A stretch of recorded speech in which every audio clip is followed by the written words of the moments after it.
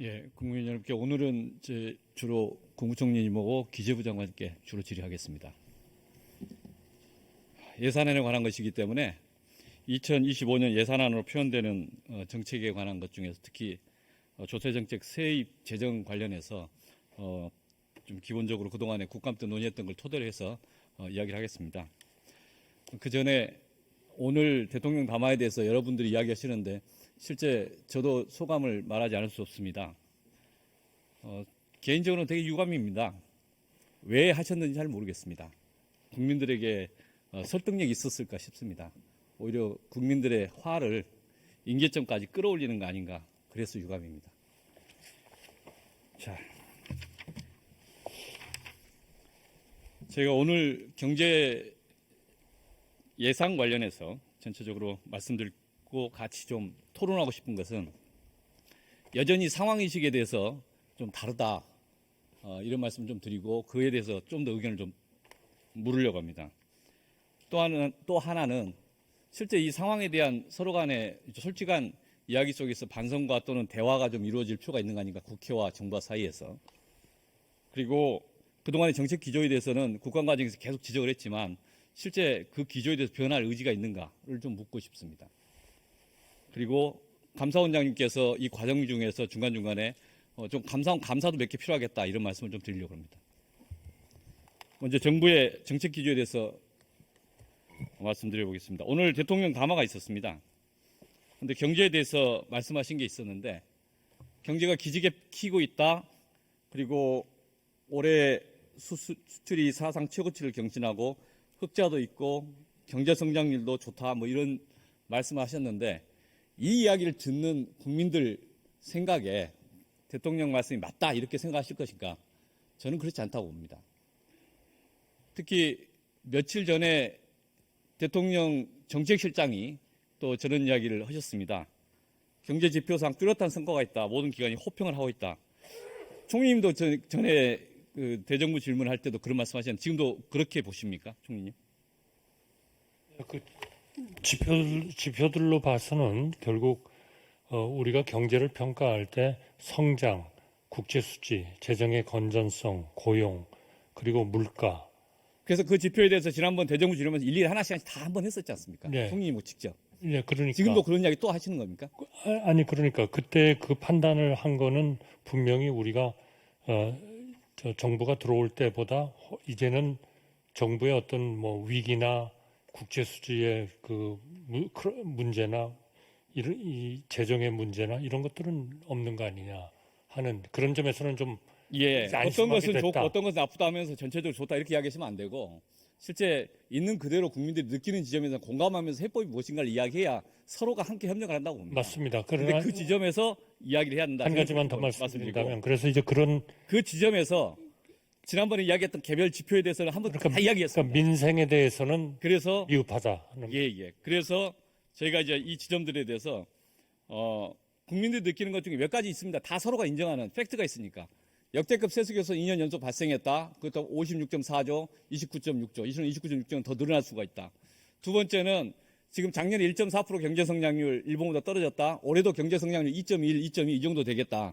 잠재 성장률보다 높다고 자화자찬할 게 아니라 지금 상황이 전체적으로 어렵다는 걸 인정해야 되는 거 아니냐.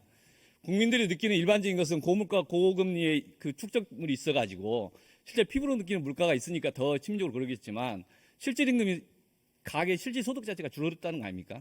그러니까 그게 계속 누적돼 있어서 힘들어한다. 그리고 대통령이 아무리 좋다고 하고 또 총리님이 아무리 좋다고 이야기를 하셔도 국민들이 느끼는 골목 상권은 바짝 말라버려가지고 분노, 화가 있다.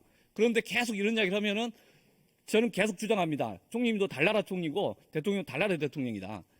현실이 있지 않다. 이런 비판을 하는 거예요. 이따가 조금 답변 시간을 좀 주십시오. 제가 그래서 다음 화면 좀 보여드리겠습니다. 실제 힘들다고 계속 하면 힘들수록 오히려 태도를 함께 만들어야 된다, 이렇게 보는 겁니다. 첫 번째는 김대중 대통령 IMF 직후에 취임하면서 한 이야기입니다.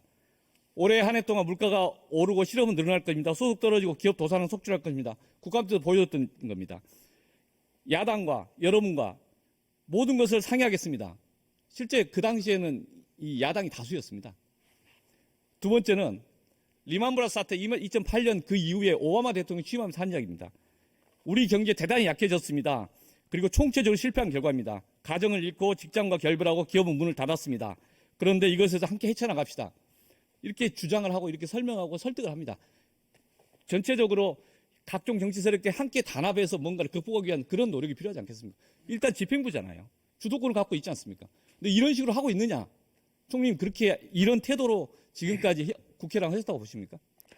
2022년 윤석열 정부가 출발했을 때는 분명히 그런 복합 위기의 와중에 있었죠. 성장도 작년에 1.4% 했습니다. 그러나 올해는 그게 성장 잠재율 정도는 할 것으로 보이고, 현재 일본에 대해서 말씀하신 거는 작년에 저희가 일본보다 예, 작년에 못한 건 그랬고요. 맞습니다. 그러나 올해는 일본은 지금 0.3%인가 아마 그 정도밖에 안 될 겁니다. 아니, 그래서- 그러니까 제 말씀은 그래서 잘했다고 자화자찬하지 말고 자화자찬이 아니고요. 자화자찬하면 오히려 국민들이 아니, 자화자찬이 세상 물정 모른다 내지는 그거를 우리가 느끼는 자화자찬이라고 것과 총리님 느끼는 게 다르다. 그거를 다른 이야기를 자화자찬이라고 계속 말씀하시지 마시고 그래서 현재의 상황을 평가하는 것은 예. 평가를 하고 그렇죠. 무엇이 부족하냐, 그렇죠. 민생은 아직 미흡하다. 예. 이거를 좀 그래서 이제 노력하자 하는 거 내수 이야기를 계속 하는 거지 않습니까? 맞습니다. 예. 그러나 다음 화면 보세요. 다행히 이번에 3, 4분기에는 예. 내수는 훨씬 좋아졌죠. KDI 지금 한 10개월 내내 이야기합니다. 내수 안 좋다고. 아니, 정부는 좋다고 하지만 아니, 3, 4분기 KDI 보고서 계속 아니, 3, 4분기 통계가 한은에서 나왔지 않습니까? 지금 여전히 내수가 힘들다. 그러니까 성장에 기여한 것이 0.9%다 이거죠. 아니, 그러니까 잠깐 다음 화면 보시죠. 제가 이제 더 이상 할 게 없다는 게 아닙니다. 다음 화면 보십시오. 이 화면은 뭐냐면 성태훈 실장이 브리핑을 하고 나서 그 다음날 조선일보 이야기입니다. 조선일보 이야기가 저기 뭐냐면 보고 싶은 지표만 보고 실제적인 상황은 이야기를 안 한다는 거예요.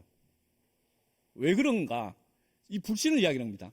지금 정부에서 총리나 대통령이나 성태훈 정책실장이나 우리 기재부 장관님이나 말씀을 하시는데 그것을 시장에서 언론에서 골목 상권에서 바라보는 느낌이 다르다는 거예요. 아, 저분들은 우리랑 같이 안 살아. 우리 생각하고 달라. 느낌도 다른 것 같아. 거기서 대책이 나올까? 이렇다는 겁니다. 그래서 그 이야기를 저는 계속 하는 겁니다. 계속 그 이야기하는 것 중에서 지금 실제 가계 실질소득 그 저하에 따른 동네에서 그것도 2분기부터는 실질 임금이 올라가기 시작했지 않습니까? 여전히 똑같습니다. 아이, 그러니까 그럼 그렇게 다음 화면 보시죠. 아니, 저는 누구보다도 계속 우리 그래서 전문가신데 이 화면은 그렇게 뭐냐면 하시면 안 되죠. 총님 이 화면은 뭐냐면 아니, 제가 지금 중앙일보 다 좋아졌다는 얘기가 아니, 보십시오, 아니잖아요. 지금 인식을 이야기하는 겁니다. 경제는 심리라면서요. 그러면서 계속 하고 싶은 말만 하시지 않습니까? 아니죠. 어렵다는 이것은 얘기를 뭐냐면 같이 하지 않습니까? 설명을 좀 드리겠습니다. 이 내용은 뭐냐면 중앙일보에서 이 여론조사를 했을 때 최근에 그리고 그것에 대해서 평가합니다. 윤석열 대통령 잘했냐? 취임 후 잘한 일 경제 활성화 1%입니다. 잘했다는 이야기가 없습니다. 경제에 대해서. 그 다음에 취임 후 살림살이 나아졌느냐? 나빠졌다라는 의견이 다수입니다. 또 하나는 남은 임기 동안 중점을 둬야 될 사항이 뭐냐? 제발 경제 활성화하자. 민생 문제, 물가 문제 해결해 달라. 그러니까 실제 저는 이게 민심이라고 봅니다. 저는 이 여론조사에 공감을 합니다. 지금 총리께서는 계속 괜찮다, 잘하겠다 하는데 저런 내용들을 일관되게 계속 이야기하고 있다는 거죠. 아니, 인식이 다르다는 2022년과 비교를 해보십시오. 그럴 수가 없죠. 저희가 그래서 윤석열 정부가 출범했을 때 어떤 상황이었는지 그래서 비교를 해보세요. 지난번에 그 지점도 말씀드리는데 지금도 전 정권에 대해서 뭐 부채를 승계받는 이런 이야기면 정권 수행할 능력 없습니다. 그냥 내려놓으세요. 그런 게 아니죠. 그런 게 아니라면은 그러니까 서로의 어떻게 시점을 가지고 평가를 안 합니까? 그러니까 네, 그 그런 건 시점에 있을 뭐가 수도 나아졌나에 있죠. 대해서 인정할 거 인정하고 저도 이야기하는데 제가 전문가시잖아요. 올해 내내 계속 말씀드리는 것은 경제 상황에 대해서 자화자찬을 보다는 솔직히 어려운 건 어렵고 함께 협력을 구하는 자세가 없다 이런 겁니다. 협력을 구하는 거는 2022년에 그래서 제가 다음 주제로 야당의 협력을 구한 거죠. 그러니까 지금 예. 자꾸 저희한테 그래서 당신네들은 아무 문제가 없다고 부에 얘기하고 있지 않냐. 부였는가를 거짓말을 하시는 거죠. 부였는가를 제가 한번 다시 한번 보여드리겠습니다. 아니, 그 거짓말을 좀 넘어가서 하시는 거잖아요. 기재부 그다음 의제로 넘어가겠습니다.